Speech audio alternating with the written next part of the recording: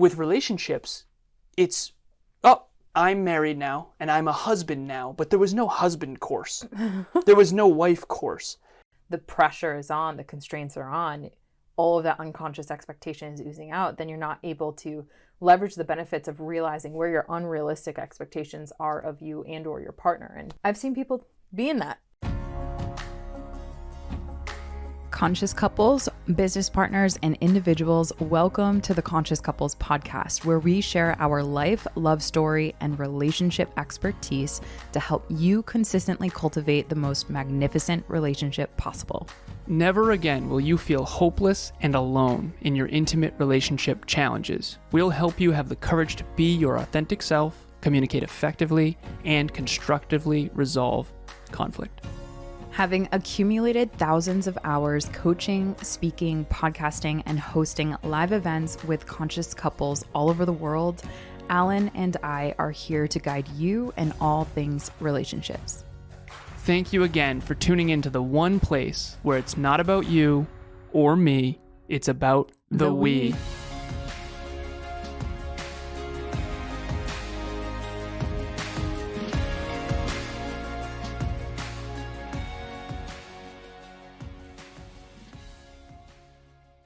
Conscious couples and individuals, welcome back to the one and only Conscious Couples podcast. Today we have episode 178, Squashing Unrealistic Expectations in Your Relationship.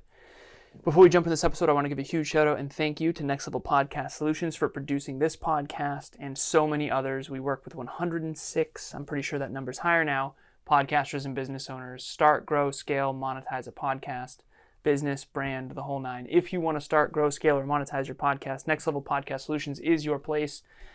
The last piece of this is we've started saying this, love, and Evolve Ventures, Conscious Couples podcasts. They're both produced by Next Level Podcast Solutions. And we've started saying we do what we do best so that you can focus on doing what you do best. So it's a little corny, but it's kind of awesome. I love it. I think it's great. Thank you. Okay, so sweetheart, ladies first. What is your intention for today's episode? So my intention as someone who has been, someone who has struggled with having unrealistic expectations of others and of oneself, I'll just out myself from the get. I know what it feels like to both have unrealistic expectations and be on the other end of someone else's unrealistic expectations, specifically your partners. And my intention for this episode is to help all of our conscious couples and conscious singles really recognize the downsides when you are not squashing them and when those are just existing in your relationship without any communication around that. That's my intention. All right, so we've all experienced when we're going on a trip and we're super excited about it and we hype it up in our mind and then it ends up kind of sucking. That is not what you want to do. You're setting yourself up for failure. Mm-hmm. We have a couple that we coach and we were coaching them earlier today. And they have a wedding coming up in 77 days, 2 minutes and 37 seconds. I'm obviously joking. It's 77 days. And in 77 days, they're getting married. Congratulations and shout out to you. Mm-hmm. Awesome. But it's crunch time. And on the Conscious Couples podcast, it's our job and Relationship Talks Coaching to take the unconscious and make it conscious. Mm-hmm. And a lot of us, all of us, have unconscious expectations of what this wedding is going to look like. And when you go into a big event like a wedding or moving in together, where you're going to live, a lot of times couples don't talk finances. A lot of times couples don't talk about these things. And if you don't, you're basically setting yourself up for failure. Someone's going to be let down. And so earlier today, we did this exercise where we had two columns and we had the female and the male, ladies first, and we had them write down the top 3 macro beliefs about weddings and their top 3 micro beliefs about weddings. Mm-hmm. And I'll just share a couple here. So one of the macro beliefs about weddings for the male is legacy and building a legacy with his peers. What were some of the ones for females? It was, or for translating that, it was making sure that there was a memorable event. One of them that I hear often in my practice and that we brought into this conversation is that the macro belief about weddings is that it's supposed to be about the couple. when the reality slaps them in the face, more often than not, actually, I haven't heard one case that's been the opposite of that. Right. Where it actually ends up becoming about every little detail about the wedding so that the guests have a better time than it actually is focused in on the couple. So that's a really big macro belief that it should be about us. I actually, and again, I haven't thought that much. A lot of people grow up and they have a vision of their wedding and how it would be and what it would look like. Because of the unique family circumstances that I grew up in, I haven't given my wedding a ton of thought, to be honest. I mean, I told you I want a small wedding, all that stuff. But the point I'm making with this is everyone goes into marriage with unconscious expectations of what the wedding will be. And one example of this is that they think the wedding is about them. When in reality, it's more about the guests, especially if there's a bigger wedding. I'll share this story briefly. I have a cousin, Vanessa, who had a multi-million-dollar wedding in New York City. They literally had fireworks over the main harbor in New York City, and we had a blast. I was in my early 20s. This was a literally $1 million wedding. And I had a ton of fun, for sure. They had pizza trucks outside at the end. It was a blast. All hotel rooms, the whole nine. But I remember thinking that must have been an insane amount of work and effort and money and time, and it's a whole thing. So much. One of the macro beliefs about weddings is that it's going to be about the couple, when in reality it's about the guests. Of course, I had fun. I was a guest. Yeah. Right? I probably had more fun than the couple. No, I don't know. But what I will say is the micro beliefs about weddings, we broke those down too. What were a couple? I don't know if I remember exactly. Interesting that you would default to me on the recall. I got you. Hold Okay. on. So one of them that is common for women is this unconscious expectation that this is going to be the most beautiful they'll ever be in their entire life. Right, beauty. So it's a pedestal moment about beauty. And for the males, there's this pedestal moment of power and sex, and that it's going to be the best sex ever. And the honeymoon is going to be just beaches and sex. And beaches and like crazy, wild, realistic sex. And right. Yeah. Okay, so I don't know if I've ever shared this on the Conscious Couples podcast. I'm going to do it briefly. I was cast and I went through 3 interviews for the show Love Island. This is way before I met Emilia. And they were trying to construct and orchestrate a bunch of drama in my life before even getting on the show. So reality TV, I'll never forget, there was I don't know if it was Bachelor or Bachelorette. I had an ex that watched that garbage. And I said, of course they fell in love. Their first date was on a fucking hot air balloon in Italy. Like, that isn't real life. This reality TV is not reality. So you want to talk about expectations? Anyone who watches those TV shows, tell me your real life's not going to pale in comparison. Does pale in comparison mean bigger or smaller? It's going to be smaller. Yeah, your real life is gonna feel not gonna feel good. Yeah. So here's what we're gonna do today. What are the expectations that each partner has in the relationship? And how do we tease those out so that you actually have a conversation with it about it?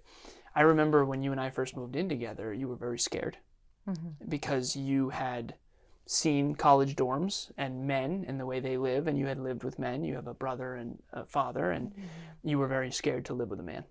Understandable. And I remember I told Emilia, I said, sweetheart, I'm going to be the best roommate you've ever had. I was like, okay. Yeah. Okay. Okay, real talk. Your expectation That's was what so... every guy thinks. Yeah, exactly. Your expectation was so low. Yeah. Crushed it. Crushed it.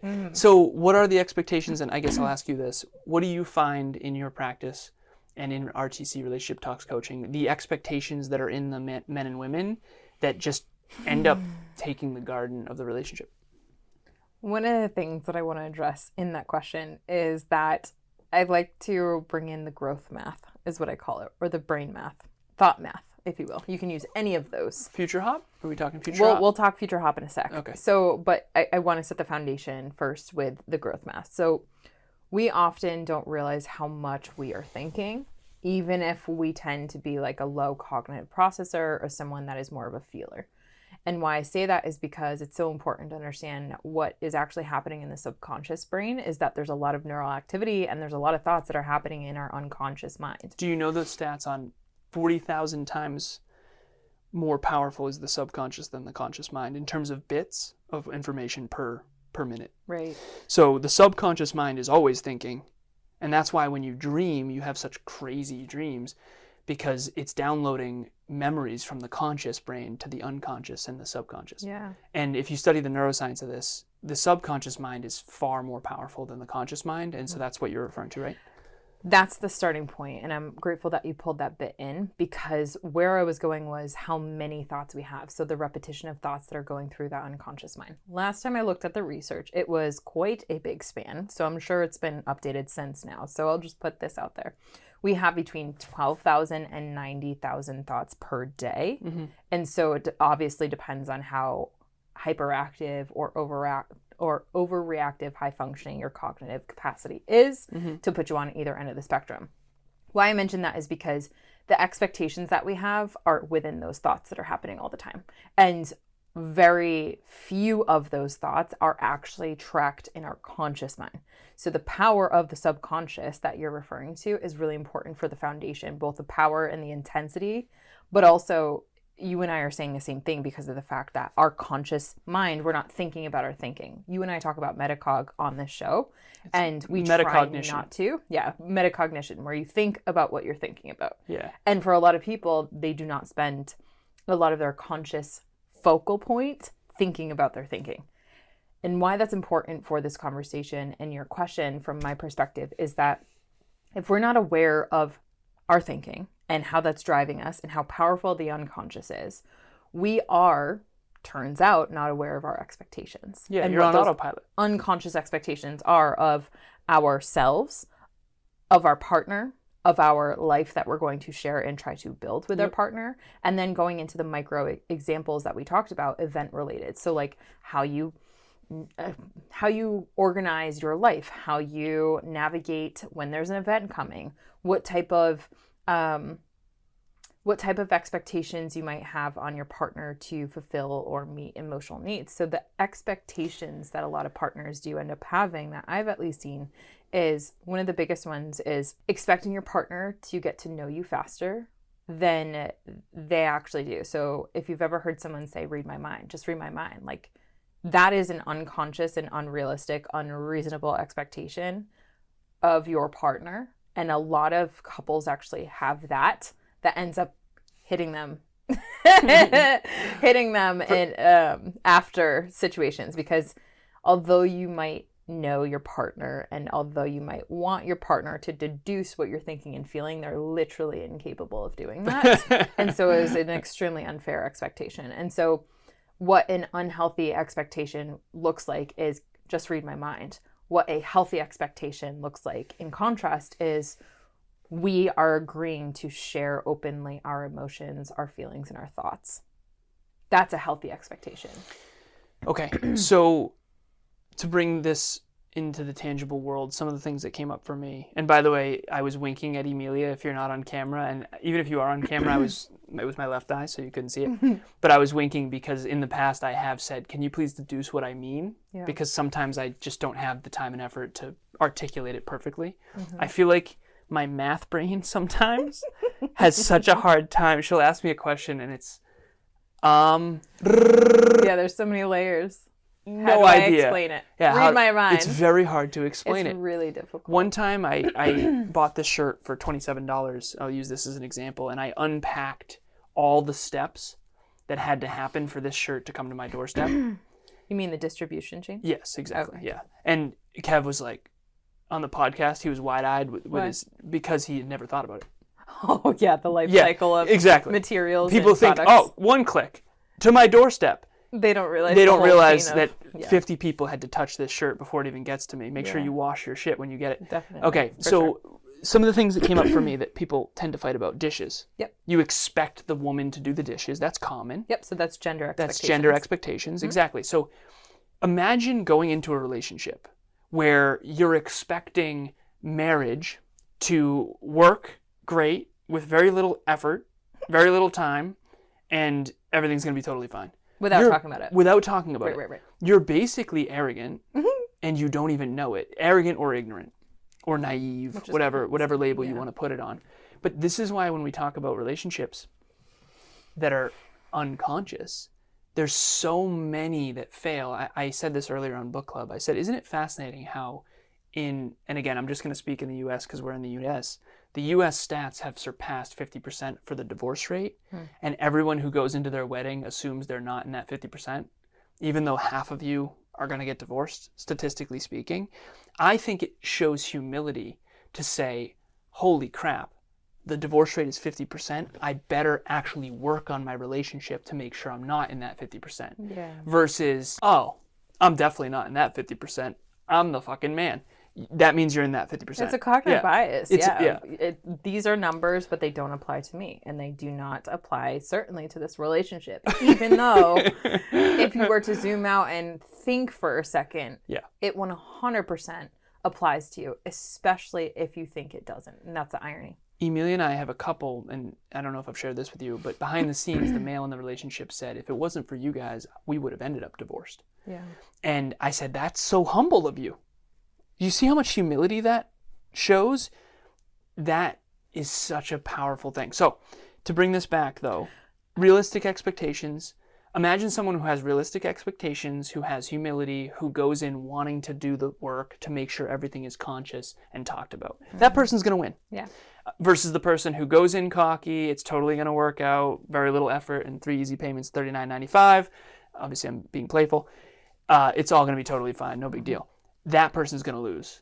Or they're going to have a terrible relationship and just basically settle forever. So we want to take the unconscious and make it conscious. What are some other ones that you think are unconscious, unrealistic expectations that we can squish or squash or weed out of the garden? Yeah. One of those, I would say top 5 other expectations is the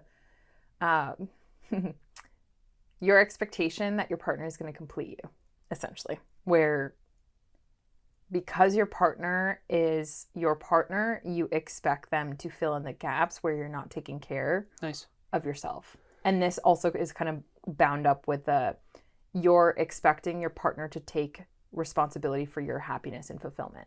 So you and I, the other day, I was kind of reflecting upon how I wasn't as joyful, and we were talking about this level of fulfillment when I first wake up and when I first go to sleep. Like, I've noticed over the last 6 years that it's not like I'm not just as happy go lucky, and a lot of that has been very much due to awakening and so much growth and development in such a short amount of time. You are more fulfilled. You made it clear that you're more fulfilled, but not as playfully joyous. Yeah, in not the morning. The ignorance is bliss and joy and bubbly. It's all going to work out. Yeah, we've had a little bit of that ripped from us. For sure. But, you know, when we were talking about that, you immediately shifted gears into trying to make our life more fulfilling and trying to make me happy, which is so sweet.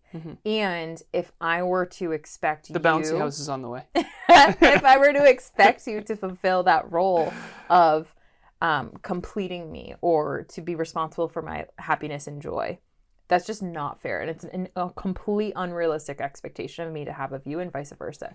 And that's a trap that a lot of couples actually fall into, and they don't realize it, because of course it'd be nice for you to do that legwork for me. Of course that'd be nice. It's less cognitively expensive for me to have you do that legwork. But in reality, that's actually such a negative impact to the relationship, because it's not actually me taking that mirror moment and recognizing, well, I appreciate you holding up what your observations and impacts of my maybe levels of joy and how that's been observed in our relationship.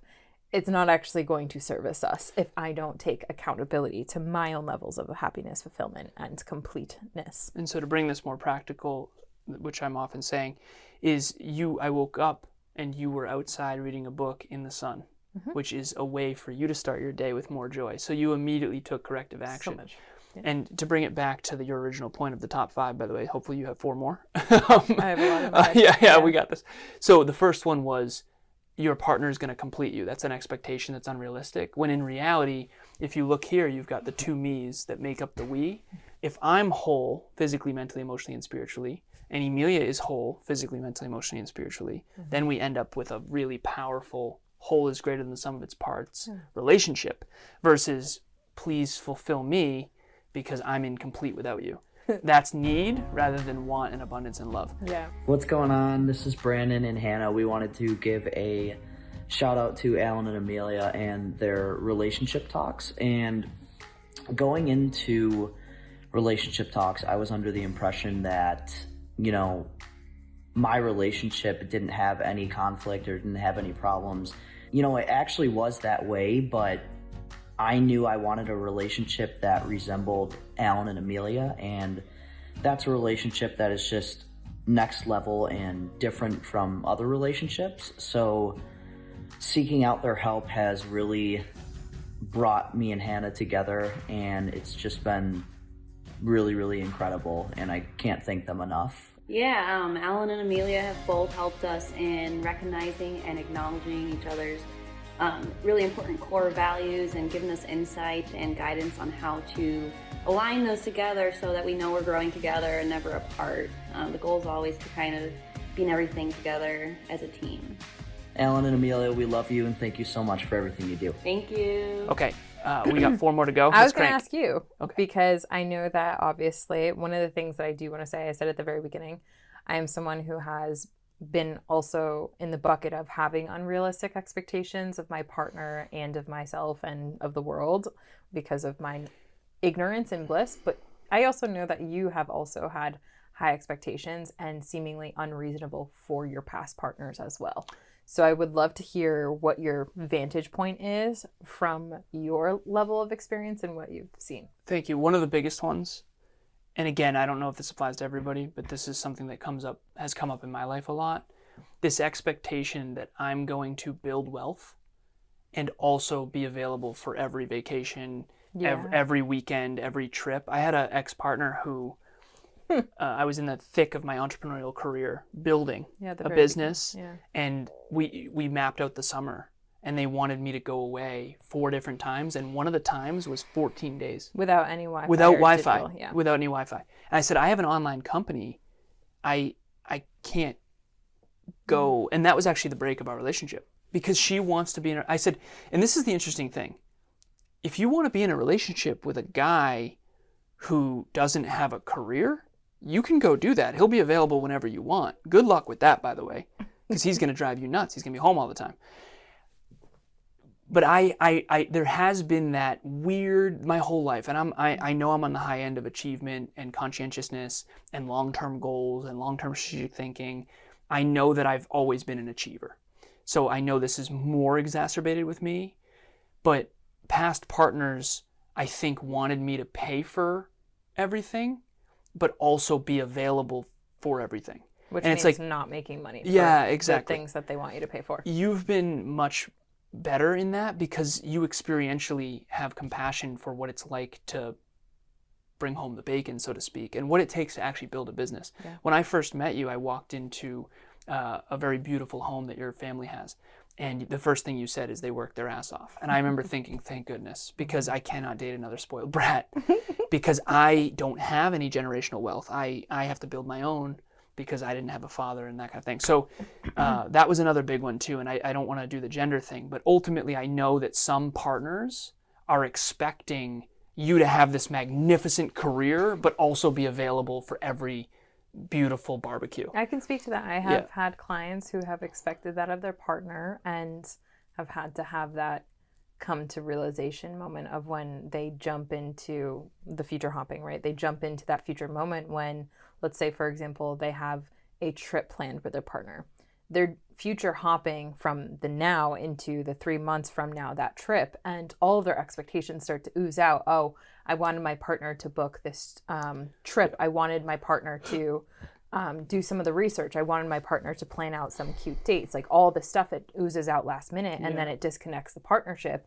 And I also expected them to pay for it. Right. And I also, right. It's like, oh, they can't pay their way. So now it's a whole thing. And it's like, if you're not leveraging that future hopping, you're jumping into a future reality where the pressure is on, the constraints are on, all of that unconscious expectation is oozing out, then you're not able to leverage the benefits of realizing where your unrealistic expectations are of you and or your partner. And I've seen people be in that.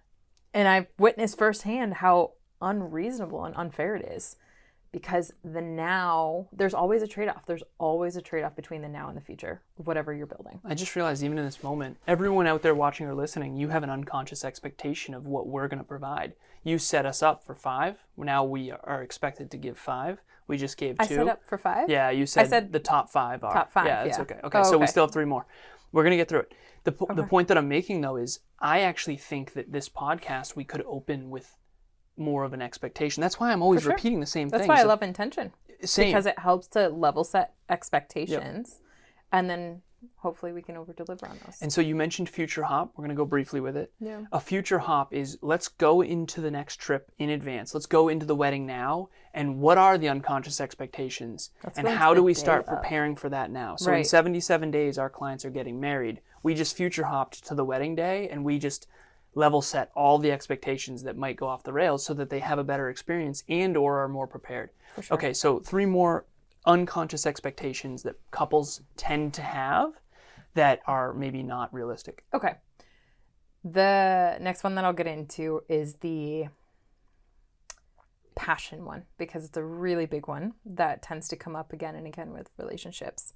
People have this belief going into relationships that there is going to be an unwavering level of passion when it comes to the relationship. So you're always going to be steamy hot for each other, or you're always going to have this hot sex all the time, or you're always going to be flirtatious, or you're always going to have this like attitude towards one another. Yeah, baby. And that is so wildly unrealistic, because we think that based on the snap judgment of the infatuation stage. And so oftentimes as a result of that expectation of whatever I quote unquote got, that's why a lot of people will feel hoodwinked, because it's like, well, in the very beginning you were all this and that. It's like, there's a lot underneath that. I want to share this too. When I first met you, I remember thinking, I'm playing the long game.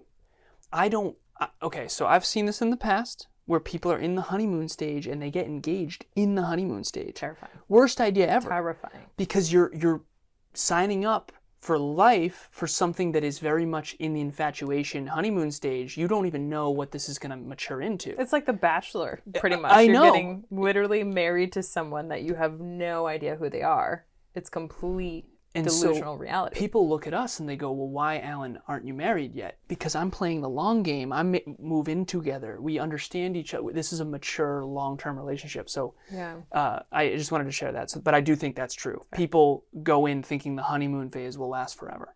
And that's just not realistic, because it's a phase for a reason. Not only that, it really does come down to the passion, because when there starts to become life and responsibilities, like it always is and it always will be forever, there's this, I don't have as much passion, or you tend to like feel differently about your partner, or have passion replaced with intimacy and security and safety. And those feelings feel very differently.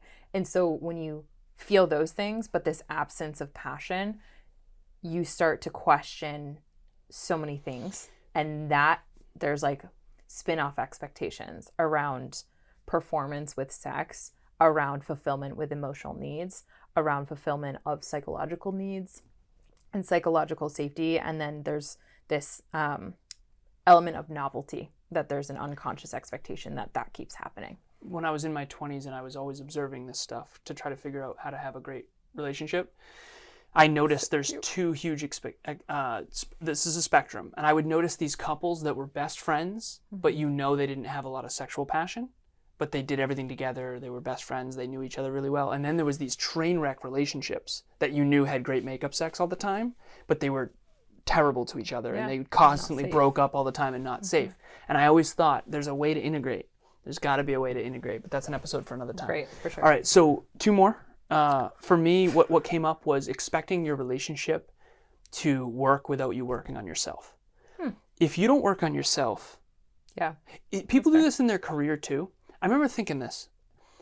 In order for me to become a computer engineer, I had to go to computer engineering school. And I spent 4 years of intensive lab work, coursework, tests. It was atrociously bad. Failure. It was brutal. Learning from the failure, moving forward. And now I get to call myself a computer engineer. I have a bachelor's in computer engineering. With relationships, it's, oh, I'm married now and I'm a husband now, but there was no husband course. There was no wife course. Why am I a computer engineer and it takes me 4 years of intense, and not to mention even getting into college was hard to do. So there's no criteria. The only criteria for being a husband or a wife is I got someone to say yes to being with me and to marrying me. But there is no intense, that's like saying, hey, I'm a Navy SEAL, but you never went through any boot camp, you never signed up, there was no tests, you're completely out of shape, that is one of the main things. Thinking that you're going to have a successful marriage just by saying I'm a husband or I'm a wife without any effort of working on yourself, I think is you're setting yourself up for failure. There are certain religions that will actually go through a screening process. I'm forgetting the name of what that process is called, but I know several of my past friends had gone through this prior to getting engaged and married, to essentially have that particular religion or faith essentially give the thumbs up that they are a compatible match. So they would have to go through these pre-screenings of compatibility, and if there are mismatches in that, then they would actually be encouraged or required to go to some sort of couples counseling, some psychiatrist or whatever. And even there's some other religions that will go all hardcore of from what I can perceive is very much brainwashing, but it is like a requirement to even go to another.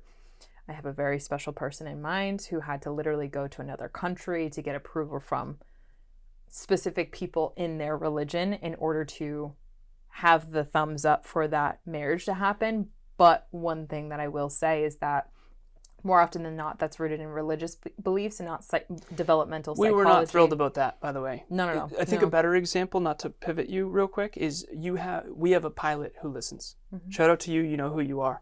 She is doing intensive flight training. Mm-hmm. She's now able to call herself a certain level of pilot. Mm-hmm. That is what you're referencing is there are some religions who have actual screening process. What we're saying here is, correct me if I'm wrong, but what you're trying to say is that you need to vet yourself because no one's going to do it for you unless you have some dogmatic religion doing it, which again, that's your call. Mm-hmm. What did you do and what did I do? This is hypothetical because we don't have time today. I vet myself. Yes. Every single day of whether or not I have earned. I always say success needs to be earned every single day. I want to be healthier, wealthier, and more in love. I have to earn being your partner every single day. You can't just say I'm an engineer or I'm a therapist or I'm an astronaut without going through trials and tribulations to actually be able to say that. And unfortunately on the internet with 6 billion people online, anyone can pretty much say anything. That's why I always say we've been coaching for 5 years. We've been coaching couples coming up on 5 years. Why am I saying that? We've earned our stripes to be able to talk about this stuff. We're not just spewing nonsense. This is all well researched through our own experience and our own psychology and our own deep clinical data. Yeah. And our I've done 10,000 hours of coaching, training, and podcasting, and I've seen this time and time again. So I didn't mean to cut you off, but no, it's okay. we do need to. I also think that we should honestly shift a little bit more towards the how do you actually squash those expectations? And what we've talked about, and I just want us to be direct to kind of round out this episode. Yep. What we've actually talked about in this, though, is number one, you need to be aware of them. You cannot squash what is not there to you. You literally won't do it. So we're fleshing out these expectations and what we've seen because of the fact that those are contributing likely to your day-to-day. So the last one that I would say is expecting your partner to be your everything. You already said that, baby. I did? Yeah, you said expecting them to complete you. No, they're different. So complete, and then they're responsible for your happiness, and then them to be your everything. Those are totally different. Yeah, go ahead. But I did clump the responsibility for one's happiness and the first one. So the last one really is in expecting your partner to be everything to you. So that means meet all of your needs. Just think about all of the basic human needs that you have, expecting your partner to feed you, to take care of you, to emotionally support you, to financially support you, to be your best friend, to be literally your everything. And you might have listened to this podcast before and heard Alan and I exchange a belief are my everything, that it is possible to have your partner be quote unquote your everything. Which I never thought was possible. Same. Yeah. Same. Okay. And most people that have that belief system that you can't have your partner be your everything, while I hear that, it's more so being mindful of what your needs are and making sure that the me is meeting its needs. Yeah. And if there's the ability to have your partner pour on top of those needs, then that's awesome. That's the we, right? That's what that's all about. But unconsciously expecting your partner to be your everything places an unfair expectation on your partner. And I think that without talking about it at all, like there's a big difference than me saying, babe, I really need your emotional support tonight. If you have capacity, I really want to talk about something. Then for me to expect that of you, and then when we're on our walk, me just start to trauma dump and you not have any emotional capacity for that. So when I said that you're my everything, this is what happened. I didn't expect that. I didn't even think that was possible. I would hear that in my early 20s. Oh, she's my everything. And I would go, yeah, okay. Okay. And so I went into this relationship actually thinking that's not possible, meaning I'm not expecting it.